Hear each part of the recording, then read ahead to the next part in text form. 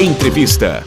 Muito bom dia, doutora. Eu acho importante, para o começo do nosso papo, a gente começar a desmistificar algumas coisas em relação aos transtornos psicológicos e principalmente a depressão, que é a principal causa, uma das principais causas de suicídio, né? Porque a depressão muitas vezes é tratada como frescura, é preguiçoso, é acomodado, não quer nada da vida, deixa pra lá esse encostado. E não é bem assim, né, doutor? Eu queria perguntar pra senhora o seguinte: todo o suicida é um depressivo?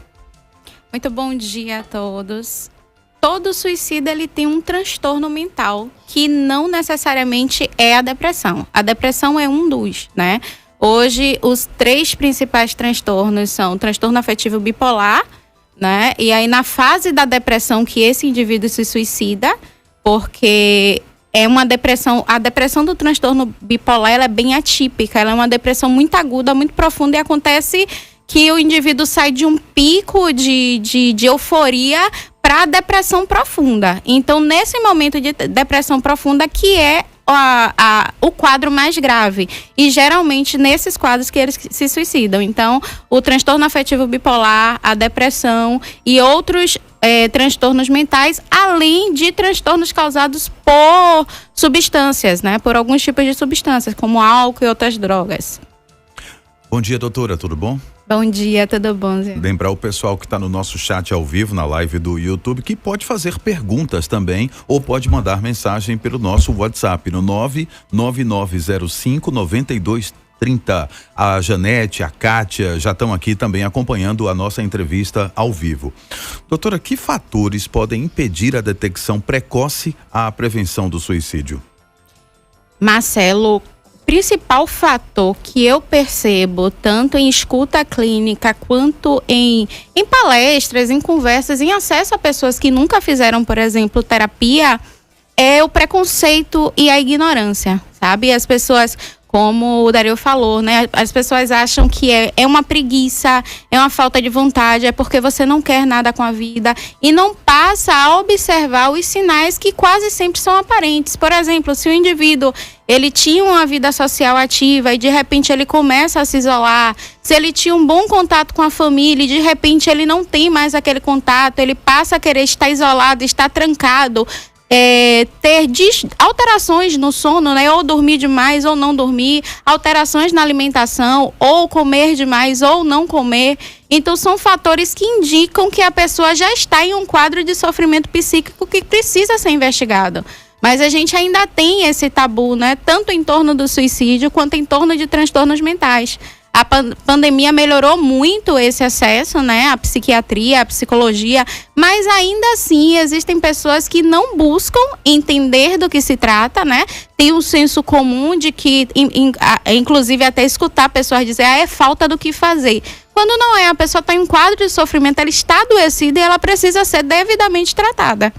A gente está conversando com Vanessa Freire, psicóloga da Clivale Mais, e nós estamos falando sobre prevenção ao suicídio. Estamos no Setembro Amarelo, que é o mês da prevenção ao suicídio. Mande as perguntas para a doutora Vanessa Freire pelo nosso YouTube, no canal da Nova Salvador. Estamos ao vivo pelo YouTube também e também pelo nosso WhatsApp. Doutora, e a partir do momento que você identifica esses sintomas, né, de depressão, como a senhora falou, recolhimento, né, a ausência na vida social e tudo mais, você vê a pessoa que está comendo demais ou de repente parou de comer, o que é que o cônjuge, o que é que o filho, o que é que o amigo deve fazer?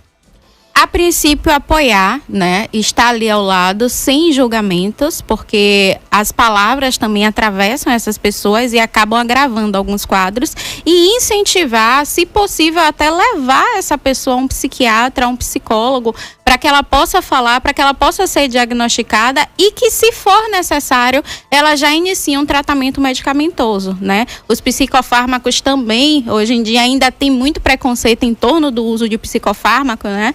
Os pacientes, quando vêm, que eu encaminho para o psiquiatra, porque às vezes eles vêm direto para mim, que eu vejo que há necessidade de encaminhar para essa intervenção medicamentosa, eles ainda têm muita resistência por conta daquela questão, eu vou ter uma dependência, eu vou ficar lerdo, esse remédio vai me dopar, eu não vou conseguir fazer as coisas. E tem muita gente também que pensa o seguinte: tô indo pro psiquiatra, você tá achado de maluco. Isso, exatamente. Ou se a empresa que eu trabalho souber que eu tô tomando medicação, será que eles não vão me demitir? É o estigma social, né? Exatamente, o estigma social. Bom, doutora, o Anônimo escreveu aqui no nosso WhatsApp: uma pessoa que pensa em morrer, mas não tem coragem de cometer suicídio por questões religiosas e outras coisas, é uma forte candidata ao suicídio? Sim. E foi muito importante essa pergunta, obrigado por ela, porque assim, em torno do meio religioso, hoje em dia tem uns paradigmas que estão sendo quebrados, mas há muito esse preconceito de incentivar que os membros adoecidos busquem esse tratamento, né? Alguns acreditam que psicólogo manipula, outros que psiquiatra, que a medicação não é uma coisa de Deus, né? Que se você for procurar um tratamento é porque você não tem fé, e não tratam devidamente. Uma pessoa que pensa constantemente em morrer, ela já está adoecida. Ela perdeu uma das coisas principais para que a gente possa continuar a viver, que é a esperança. Né? Ela está tão desesperançosa com as coisas que estão acontecendo, às vezes com agravamento de problemas, de conflitos, perda de emprego, às vezes uma doença clínica também faz isso, e ela já está com esse pensamento. Então já tem um indicativo forte aí de que ela está em um quadro de desesperança que está trazendo sofrimento para ela. Uma hora ela pode chegar a essa crise, né, máxima, que é a tentativa do suicídio. Doutora, além do tratamento medicamentoso, o que é que ajuda a pessoa a sair desse estado, vamos dizer assim, de tristeza profunda que tende, né, a culminar no suicídio, né? Atividade física, enfim, quais são as coisas que agregam nesse tratamento? Primeira coisa, a depender do quadro, a pessoa tem que inserir direto a medicação, porque ela já está em um estágio que ela não consegue ter força, ter energia para fazer as coisas do cotidiano. Então não adianta chegar em terapia e eu dizer, faça atividade física, mude a sua vida, porque nos transtornos psicológicos, para você avançar, para você melhorar, você tem que mudar a sua vida praticamente como um todo. Né? E aí, se você não tem essa energia, se você está em um quadro grave, você precisa inicialmente tomar medicação para dar uma estabilizada e você voltar a ter disposição para fazer as coisas da vida. E aí é atividade física, de preferência as atividades ao ar livre, né? Algumas lutas, porque trabalham muito essa questão do controle emocional, então é muito importante começar a cultivar hobbies, coisas que a pessoa faça e que se sinta feliz. Até hobbies antigos, porque as pessoas nesse quadro começam a abandonar tudo que gostava de fazer para se isolar, para não fazer mais nada, para achar que a vida não vale a pena ou que nada que faça possa melhorar. Mas aí aos poucos mudando, né? Mudando a sua rotina, às vezes rompendo vínculos mesmo, porque às vezes o adoecimento vem a partir de vínculos que já estão adoecidos. Porque da mesma forma que bons vínculos lhe ajudam a sair de um quadro desse, vínculos ruins, vínculos que já estão adoecidos, agravam esses sintomas. Então, a mudança nessa rotina como um todo. E entendi. Terapia. Entendi. Agora, curioso, a senhora falou que as lutas ajudam a pessoa a controlar as emoções, os impulsos, é isso? Exatamente. Porque é engraçado, né? O estigma de luta é justamente o contrário. Eu achei isso curioso. Sim, sim. Principalmente o jiu-jitsu, né? É uma arte marcial onde você trabalha muito sua questão psicológica, né? Você trabalha muito o autocontrole, você trabalha muito essa questão de expandir a sua consciência. E isso ajuda. Você vai trabalhando da mesma forma que o seu corpo vai se movimentando, fazendo os exercícios, fazendo os treinos, e aí o seu cérebro começa a liberar mais serotonina e endorfina, que são duas substâncias que são responsáveis pela nossa sensação de bem-estar. Então você tem um ganho quase que como um todo quando você faz uma luta. Porque quando a gente fala, às vezes o paciente chega, está fazendo atividade física é uma coisa importante para qualquer quadro, né, de transtorno psicológico, seja ele ansiedade, depressão, transtorno bipolar, porque ajuda muito a se manter bem. Só que nem todo mundo gosta de academia. Quando a gente fala em atividade física, as pessoas pensam logo academia, musculação, mas não. Às vezes até uma atividade ao ar livre você tem um ganho muito maior do que em uma academia. Então é entender o que é que você gosta de fazer. Se é academia, vá para academia. Se você gosta de correr na praia, vá correr na praia. Se você tem vontade de fazer uma luta, vá fazer uma luta. Vá botar o seu corpo para se movimentar e trabalhar também, reduzir níveis de ansiedade, né? Conseguir se sentir melhor. Então, a atividade física é um aliado importante. Marcelão, depois desse discurso da doutora, eu acabei de ficar convencido a aceitar o seu convite. A partir de sábado estaremos juntos caminhando pela Bonocô. E o Júlio? A gente vai na manhã, pai. Devagar e sempre, viu? É pra andar, não é pra correr. Tá certo. A Mônica Cristina mandou uma mensagem aqui através do nosso chat ao vivo da live do YouTube. Aliás, se você ainda não fez, faça a sua inscrição. Clique no sininho para receber todas as notificações das lives aqui da Salvador FM e deixe sua pergunta aí também para os nossos convidados e convidadas. Ela colocou: minha mãe mesmo estava fazendo o tratamento, só que ela não quer mais fazer o tratamento. O que devo fazer?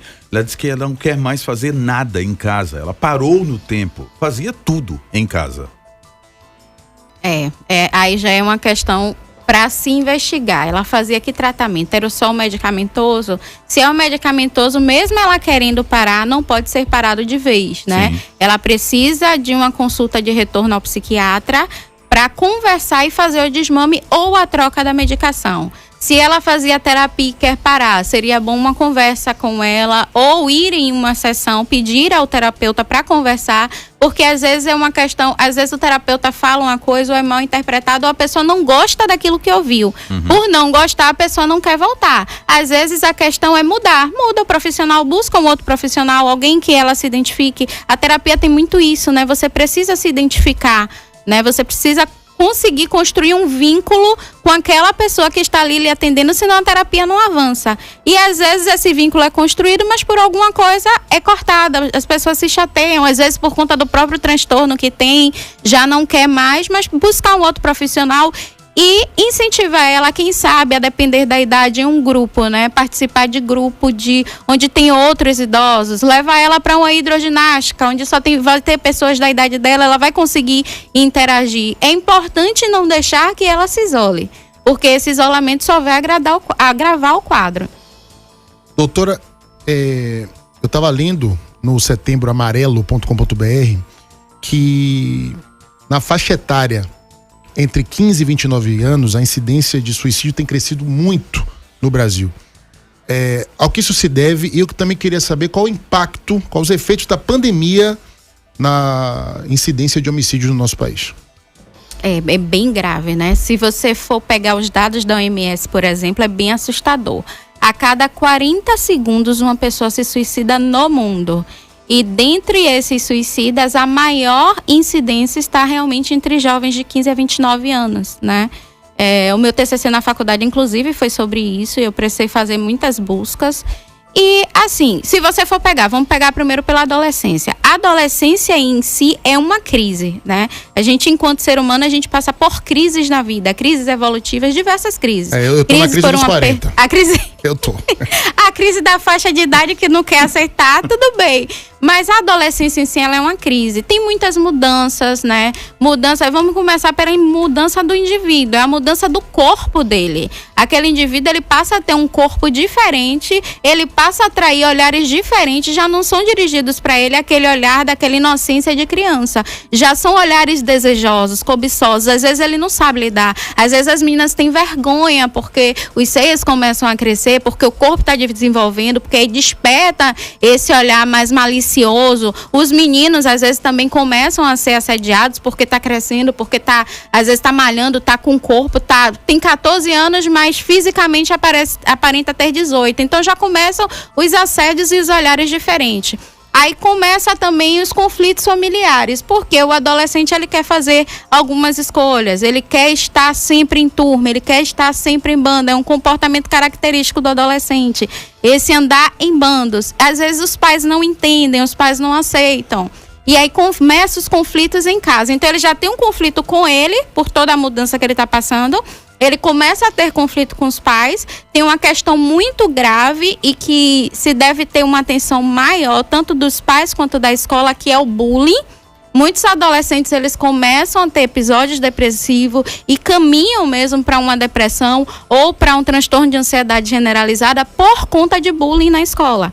né? O bullying é uma situação grave que precisa ser olhado com mais cuidado, porque o adoecimento desses adolescentes nesse âmbito é muito grave. E isso impacta a vida deles como um todo, né? O desempenho escolar, desempenho, quando cresce um pouco mais, desempenho profissional, a forma como ele se vê. Então, são questões graves que precisam ser olhadas e precisa se ter uma atenção maior, né? Hoje eu escuto muitos pais dizerem assim: mas no meu tempo não tinha nada disso. É preciso entender que o nosso tempo passou.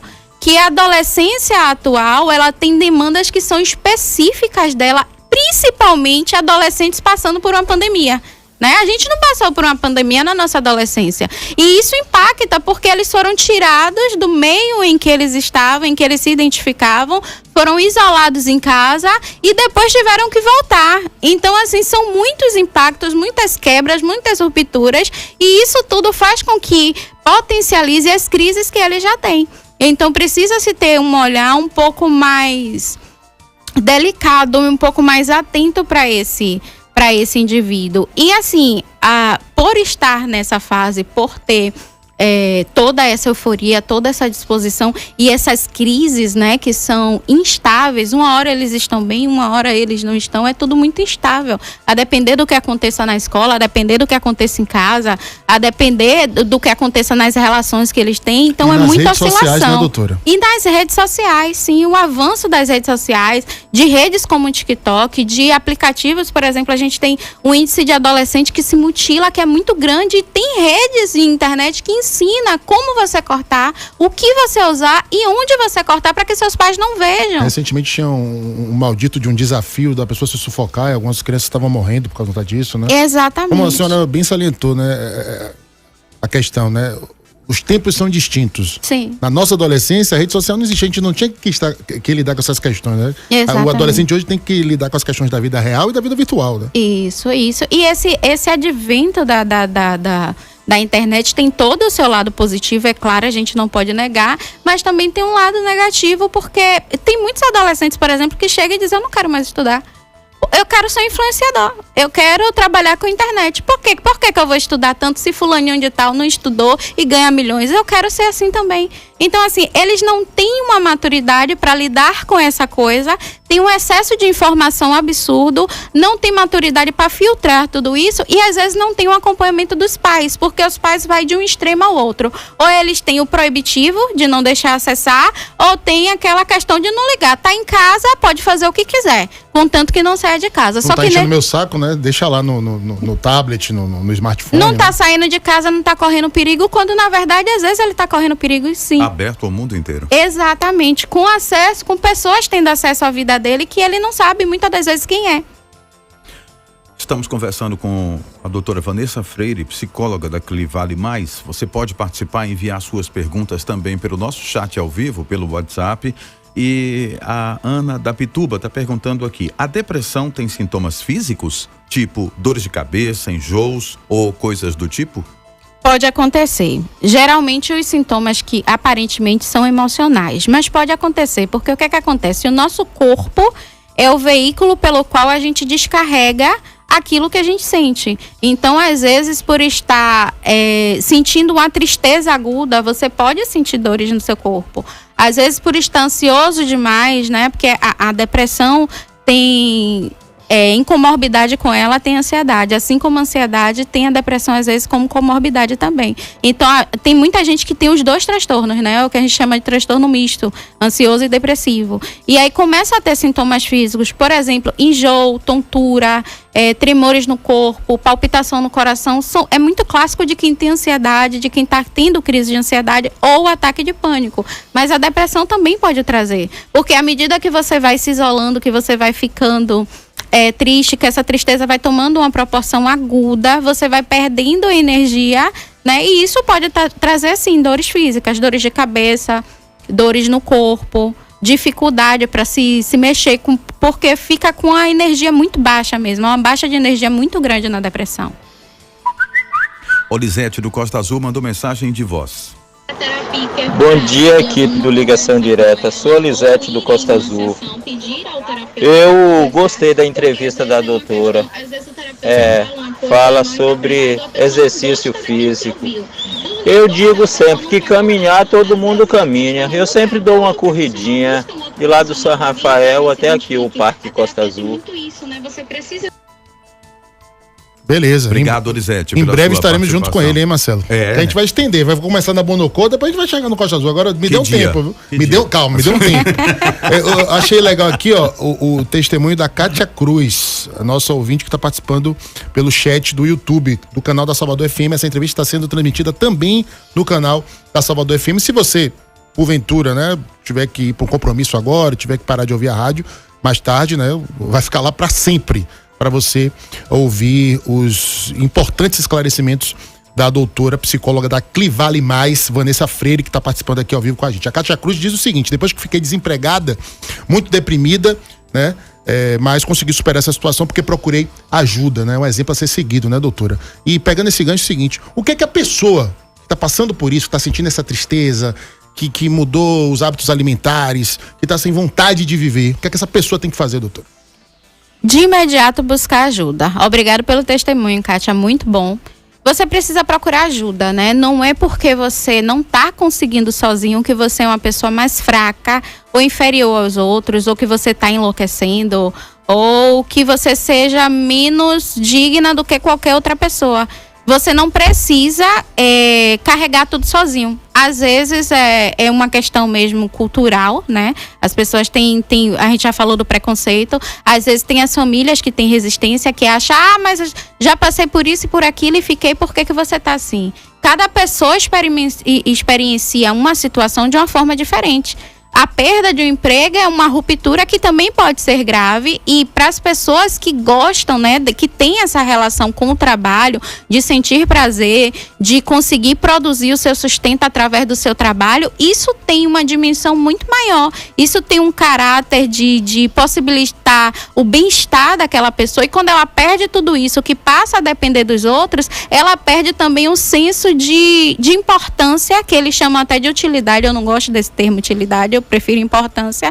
Perde o senso de importância que ela tem, tanto de conseguir custear a vida dela, conseguir pagar as contas dela, quanto de conseguir ajudar os outros que estão próximos dela. Então, assim, se você sente que você não tá bem, que você não tá conseguindo dar conta disso sozinho, que a tristeza tá avançando, que você tá perdendo a esperança, procure ajuda. Procure terapia, procure um profissional que possa lhe ajudar a passar por esse período de crise.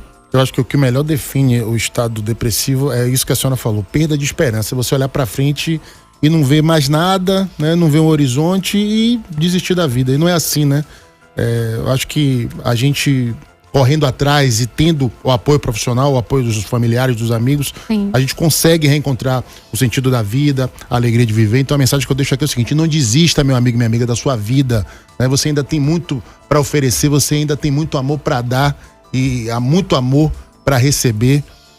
Não desista da vida, procure ajuda. E você que está vendo alguém passando por essa situação, seja solidário, seja empático, não julgue, não ache que é preguiça, não ache que a pessoa está encostada. Não, estenda a mão para ajudar o próximo, Marcelo. E não tenha preconceito. A Samiri de Pirajá também escreveu aqui no WhatsApp: muito importante esse assunto, ela está acompanhando e quer saber, por eu ser uma pessoa mais fechada, tímida, o povo está dizendo que eu tenho depressão, preciso investigar, doutora?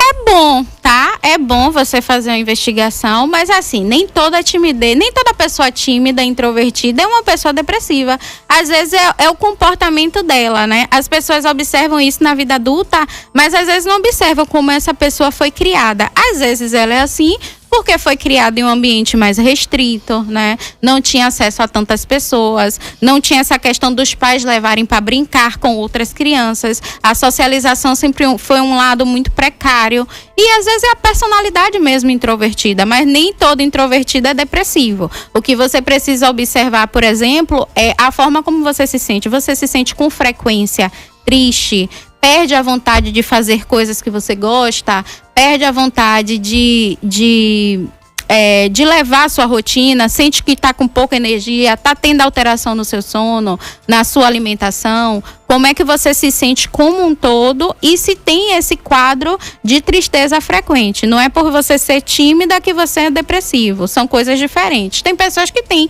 essa personalidade mais introvertida, fala, conversa, mas não é extrovertida a ponto de querer estar sempre em ambientes com muitas pessoas. E não é necessariamente um problema. É uma questão de personalidade. A gente Exatamente. recebeu aqui hoje essa entrevista muito esclarecedora. Queria agradecer a psicóloga da Clivale Mais, doutora Vanessa Freire, parabenizá-la, porque fala de um assunto tão delicado de uma forma clara, transparente, sabe? Acho que foi muito legal a entrevista de hoje. Mais uma vez, muito obrigado, doutora. Eu agradeço também pelo espaço, né? No último podcast em que eu participei falando do tema, houve justamente essa pergunta, né? Se falar seria um problema.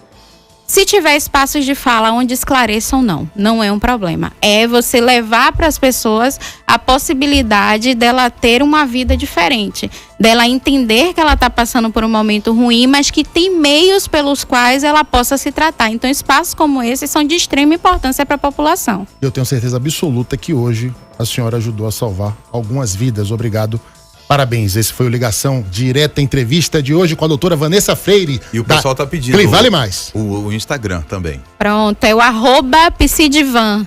Segue lá no Instagram, tem muitas dicas, eu abordo muitos temas, falo muito de autoestima feminina, né? Porque às vezes tudo é uma questão também de como está a sua autoestima. Às vezes as pessoas chegam em um quadro depressivo por problema de baixa autoestima. Começa por aí. Qual é o Insta que eu vou seguir agora aqui? @psidivan. Me aceite lá, doutora. Aceita. Valeu, esse foi o Ligação Direta, entrevista de hoje.